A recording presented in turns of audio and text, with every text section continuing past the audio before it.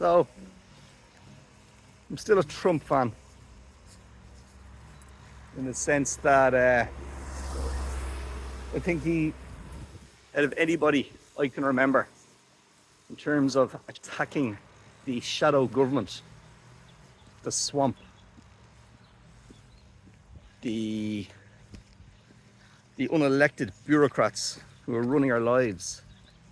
For example, just heard yesterday, much to my disgust, that the EU, don't even know if this is news in Ireland, but just introduced a law, gonna ban the hotel kits, your shampoo and your soap that people bring home with them, banning those.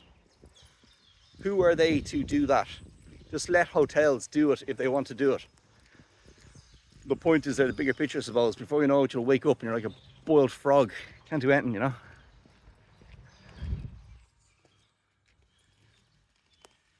Got this selfie stick in Dublin Airport for $4.99.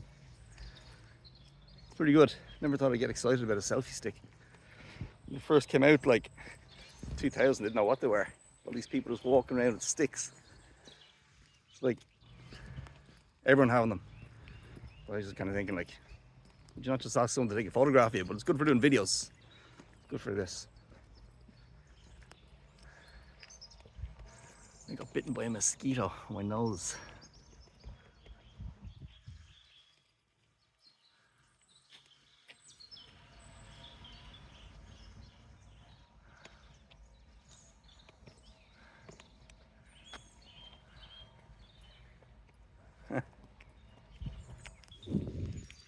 Guy in the plane beside me got one. This is a higher version. I think he paid he said he paid $24.99 for his, but his has a little Bluetooth button on the handle so you can control and pause. I have to keep touching my camera. I think he could even rotate his from the handle as well. But anyway, yeah, Iran. I don't know. Maybe, obviously I'm just a bloke walking around and far away from everything that's happening, but I don't know my arse from my elbow, really, just so I can say my opinions. But I'd say if you looked under the hood, a lot of politicians, maybe business people in America and Europe, you would see, look in their bank accounts, maybe, I think a lot of them are in the pay of China. I think that's the long-term goal. They're like salivating at the system that China has and the deindustrialization of the West, the managed decline. Someone has to produce stuff, getting rid of everything that's happening in the Europe and getting rid of everything in America. Just everyone buys everything from China, the new superpower. So maybe, I think definitely Venezuela was all about China. I think when Trump went into Venezuela, it was like a little satellite power. What the fuck? But anyway,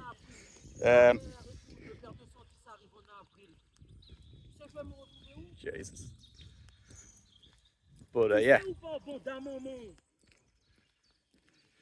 Je t'ai déjà dit ça! Je t'avais déjà dit, arrête de mentir! Oh, toi, t'es une grosse menteuse! T'es une grosse menteuse! T'es une grosse menteuse! T'es une grosse menteuse!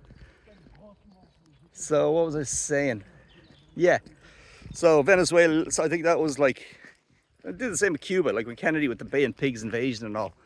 You don't want a big power having a little power right beside you. And that's why I totally get Russia's situation in Ukraine, Don't want NATO bases going on in Ukraine. So I think that's what Venezuela is about.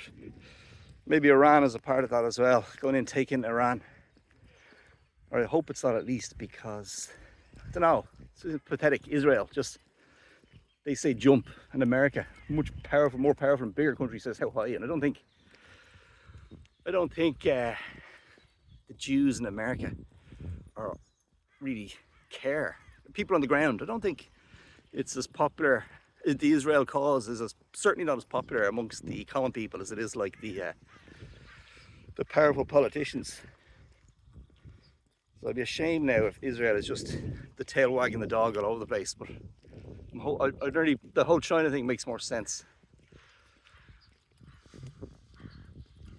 I heard, like, in American Congress, like the way the Israel lobby go, they say to politicians, in America, kind of, are you going to support Israel 100%? If you do, we will give you lots of money.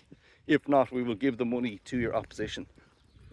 And that way they get really die-hard supporters. But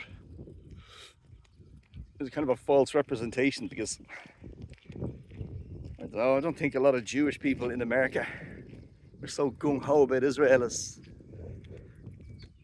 you might think, as you might be led to believe.